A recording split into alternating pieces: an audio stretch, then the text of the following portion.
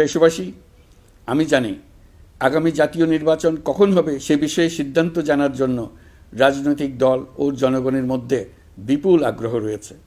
আমি বারবার বলেছি এই নির্বাচন ডিসেম্বর থেকে আগামী বছরের জুনের মধ্যে অনুষ্ঠিত হবে। এই সময়ের মধ্যে দেশের নির্বাচন উপযোগী পরিবেশ সৃষ্টির জন্য যা যা করা দরকার সরকার তাই করছে।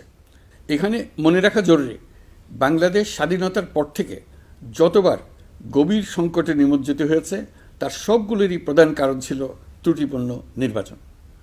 ত্রুটিপূর্ণ নির্বাচন প্রক্রিয়ায় বারবার ক্ষমতা কক্ষিগত করার মধ্য দিয়ে একটি রাজনৈতিক দল বর্বর ফ্যাসিস্টে পরিণত হয়েছিল।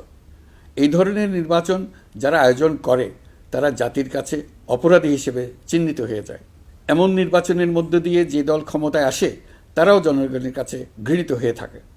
এই সরকারের একটি বড় দায়িত্ব হলো একটি পরিচ্ছন্ন, উৎসবমুখর, শান্তিপূর্ণ, বিপুলভাবে অংশগ্রহণের পরিবেশে একটি নির্বাচন অনুষ্ঠান করা, এমন একটি নির্বাচন আয়োজন করা যাতে করে দেশ ভবিষ্যতে নতুন সংকটে না পড়ে।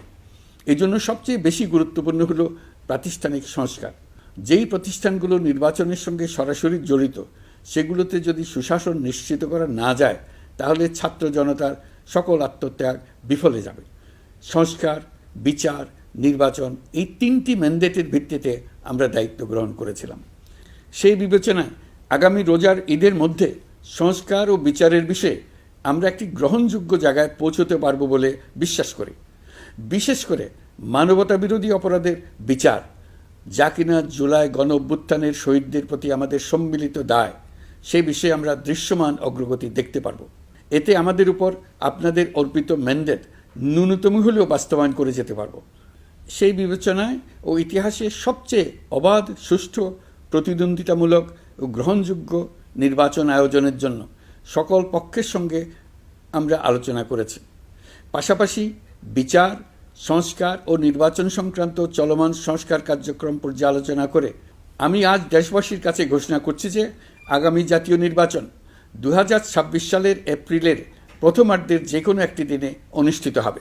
এই ঘোষণার ভিত্তিতে নির্বাচন কমিশন উপযুক্ত সময়ে আপনাদের কাছে নির্বাচনের বিস্তারিত রোডম্যাপ প্রদান করবে।